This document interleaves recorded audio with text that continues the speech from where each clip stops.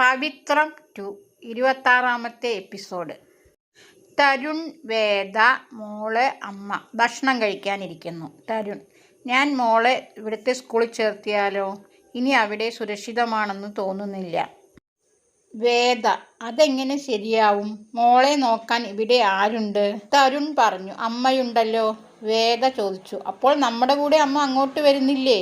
അമ്മ അങ്ങോട്ട് വരണ്ട എന്നാണ് എൻ്റെ അഭിപ്രായം, തരുൺ പറഞ്ഞു. വേദ: അമ്മയ്ക്ക് തനിച്ച് മോളെ നോക്കാൻ പറ്റുമോ? അമ്മ തന്നെയല്ലേ മോളെ അവിടെയും നോക്കുന്നത്. നമ്മുടെ ജോലി വെച്ച് നമുക്ക് എന്നും ഇങ്ങോട്ട് വരാൻ പറ്റില്ലല്ലോ. എന്തായാലും ഇവിടെ സ്വന്തം നാടല്ലേ, അവൾ ഇവിടെ വളരുന്നതാണ് നല്ലത്. വേദ: തരുൺ ഭീഷണിയെ പേടിച്ചിട്ടാണോ ഇങ്ങനെയൊരു തീരുമാനമെടുത്തത്? തരുൺ: എനിക്ക് വരുന്ന ഭീഷണിയെക്കുറിച്ച് ഞാൻ ഇതുവരെ ആലോചിച്ചിട്ടില്ല. പക്ഷേ മോളുടെ കാര്യത്തിൽ അങ്ങനെയല്ലല്ലോ. വേദ പറയുന്നുണ്ട്: അവിടെ തൊട്ടടുത്ത് നമ്മൾ ഉണ്ടെന്നെങ്കിലും പറയാം. അതിൻ്റെ ഒരു ധൈര്യവും ഉണ്ട്. ഇവിടെ ആരുണ്ട്? തരുൺ: അതിന് ഞാൻ ഒരാളെ ഏർപ്പാടാക്കിയിട്ടുണ്ട്, ഒരു ബോഡി ഗാർഡ്. ഗൗരി: എന്നെപ്പറ്റിയാണ് പറയുന്നത് എന്ന് എനിക്ക് മനസ്സിലായി. ഏത് സമയവും നിന്നെ നോക്കാൻ ഒരു മാമൻ വരുന്നുണ്ട്, തരുൺ പറഞ്ഞു. മോൾ പറഞ്ഞു: എന്നെ നോക്കാൻ മാമനും വേണ്ട കൂമനും വേണ്ട എന്ന്. തരുൺ: അങ്ങനെയൊന്നും പറയാൻ പാടില്ല, ഇത് നല്ലൊരു മാമനാണ്. മോൾ: വേണ്ട, എനിക്ക് അച്ഛനും അമ്മയും നോക്കിയാൽ മതി. തരുൺ: അമ്മയ്ക്കും അച്ഛനും തിരക്കുള്ള ജോലിയല്ലേ, ഒരാഴ്ച കഴിയുമ്പോൾ ഞങ്ങൾ ഇങ്ങോട്ട് വരും. മോൾ: ഒരാഴ്ച എനിക്ക് അച്ഛനെ കാണാണ്ട് ഇരിക്കാൻ പറ്റില്ല. തരുൺ: ഞാൻ പറയുന്നത് ഒന്ന് കേൾക്ക് മോളെ. മോൾ പറഞ്ഞു: വേണ്ട, എന്നോട് ആരും കൂട്ടുകൂടാനും വരണ്ട, ഇനി ഞാൻ ആരോടും മിണ്ടാനും വരുന്നില്ല. ഗൗരി അവിടുന്ന് ദേഷ്യപ്പെട്ടു പോകുന്നു. വേദ: നിൽക്കു മോളെ എന്ന് പറഞ്ഞ് എഴുന്നേൽക്കുന്നു. അമ്മ: വേണ്ട, വേദ കഴിച്ചോ. ഷീല: ദീദി കഴിച്ചോളൂ, ഞാൻ പോയി കുഞ്ഞിനെ നോക്കാം.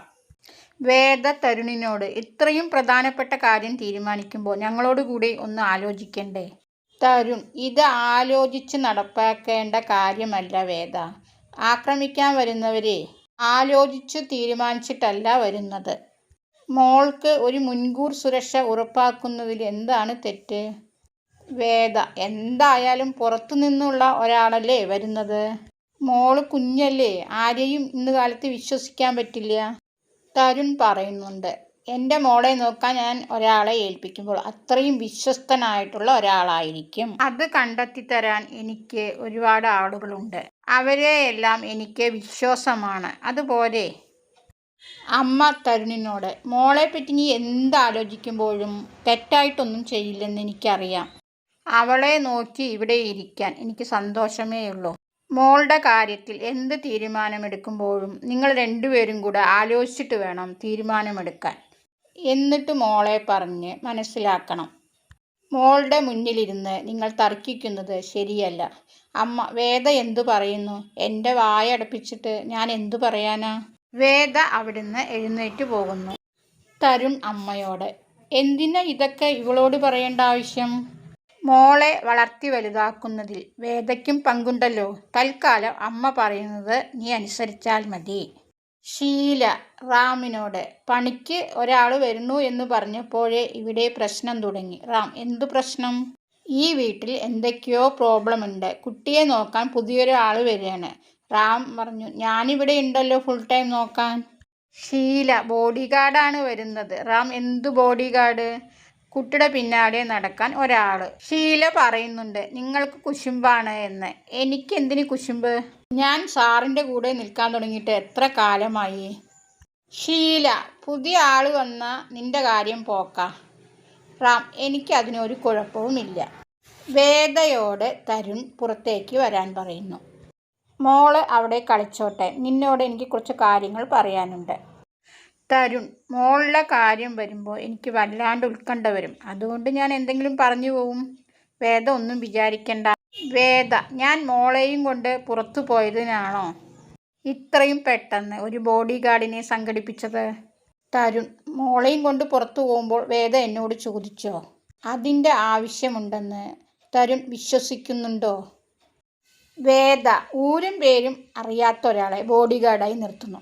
മോൾ എൻ്റെ കൂടെ വരുന്നതിൽ സുരക്ഷിതത്വമില്ല എന്നാണോ തരുൺ കരുതുന്നത്? ബോഡി ഗാർഡ് എന്ന് പറയുന്നത് ഫുൾ ടൈം സംരക്ഷിക്കലാണ്, തരുൺ പറഞ്ഞു. അല്ലാണ്ട് ലോകം മുഴുവൻ ചുറ്റിക്കറങ്ങലല്ല ബോഡിഗാർഡിൻ്റെ ജോലി. വേദ: എനിക്ക് മോളിൽ ഒരു അവകാശവുമില്ലെന്ന് തരുൺ കരുതുന്നുണ്ട്. തരുൺ: എനിക്ക് ഇതിന് ഉത്തരം പറയാൻ താല്പര്യമില്ല. രാധിക മരിച്ച സമയത്ത് വേദ ഞങ്ങൾക്ക് ഒരുപാട് ഉപകാരം ചെയ്തിട്ടുണ്ട്, ആരും ചെയ്യാത്തത്. ഞാനും അമ്മയും വേദയെ അങ്ങോട്ട് നല്ലോണം സ്നേഹിച്ചിട്ടുമുണ്ട്. എൻ്റെ കുഞ്ഞിൻ്റെ കാര്യം ഞാൻ നോക്കിക്കോളാം, അത് എനിക്ക് വിട്ടേക്ക് എന്ന് പറഞ്ഞ് തരുൺ തിരിച്ചു പോകുന്നു. റൂമിലിരുന്ന് വേദ കരയുന്നു. മോൾ അത് കണ്ടിട്ട് എന്താ അമ്മേ കരയുന്നത്? ഏയ്, ഞാൻ കരഞ്ഞിട്ടൊന്നുമില്ല. അച്ഛൻ അമ്മയെ വഴക്ക് പറഞ്ഞോ?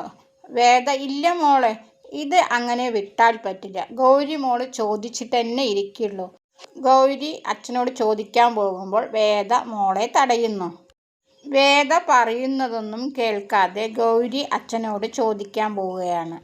ഗൗരി അച്ഛനോട് സോറി പറഞ്ഞേ പറ്റുള്ളൂ. അച്ഛൻ: എന്തിനാണ്? ഗൗരി: അമ്മയെ കരയിപ്പിച്ചതിന്. തരുൺ: അതിന് ഞാൻ കരയിപ്പിച്ചിട്ടില്ലല്ലോ അമ്മയെ. അച്ഛൻ നുണ പറയുകയാണ്. അച്ഛൻ്റെ അടുത്ത് നിന്നാണ് അമ്മ കരഞ്ഞുകൊണ്ട് വന്നത്. അപ്പോൾ അച്ഛനല്ലേ അമ്മയെ കരയിപ്പിച്ചത്? പോലീസ് കള്ളന്മാരെയല്ലേ ചീത്ത പറയുക, അമ്മ അതിന് കള്ളത്തിയല്ലല്ലോ.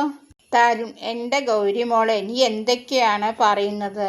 മോള്: ഞാൻ ചോദിച്ചതിന് അച്ഛൻ ഉത്തരം പറയൂ എന്ന് പറയുന്നുണ്ട്. തരുൺ: അമ്മ വേറൊരു കാരണം കൊണ്ടാണ് കരയുന്നത്. അതെന്താണ്? ഗൗരി മോള് ഇനി ഇവിടെയല്ലേ പഠിക്കാൻ പോകുന്നത്? ഗൗരി: അവിടുത്തെ സ്കൂളും നല്ലതാണ്, അതിനെക്കാട്ടിലും നല്ലതാണ് ഇവിടുത്തെ സ്കൂൾ. തരുൺ പറയുന്നുണ്ട്. ഞാനും അമ്മയും അവിടെ ജോലി ചെയ്യുന്നത് കൊണ്ട് തിരക്ക് കാരണം ഞങ്ങൾക്ക് എപ്പോഴും ഇങ്ങോട്ട് വരാൻ പറ്റില്ലല്ലോ. ഗൗരിമോൾ: അപ്പോൾ എന്നെ ഒറ്റയ്ക്കാക്കിയിട്ട് നിങ്ങൾ പോവുകയാണല്ലേ? ഇവിടെ ഒറ്റയ്ക്കല്ലല്ലോ, റാം അങ്കിളുണ്ട്, ഷീല ആൻറ്റി ഉണ്ട്, അച്ഛമ്മയുണ്ട്, പിന്നെ കൂടെ നടക്കാൻ ഒരു മാമനും വരും. എനിക്ക് ആരും വേണ്ട, ഞാൻ അച്ഛൻ്റെ അമ്മയുടെയും കൂടെ അങ്ങോട്ട് വരികയാണ്. വിക്രം പുറത്തിരിക്കുമ്പോൾ ആമി വിക്രമിൻ്റെ അടുത്തേക്ക് വന്നു. എന്നിട്ട് ചോദിച്ചു: നമുക്ക് ഒരു ഡ്രൈവ് പോയാലോ? വിക്രം: ഇപ്പോൾ വേണ്ട.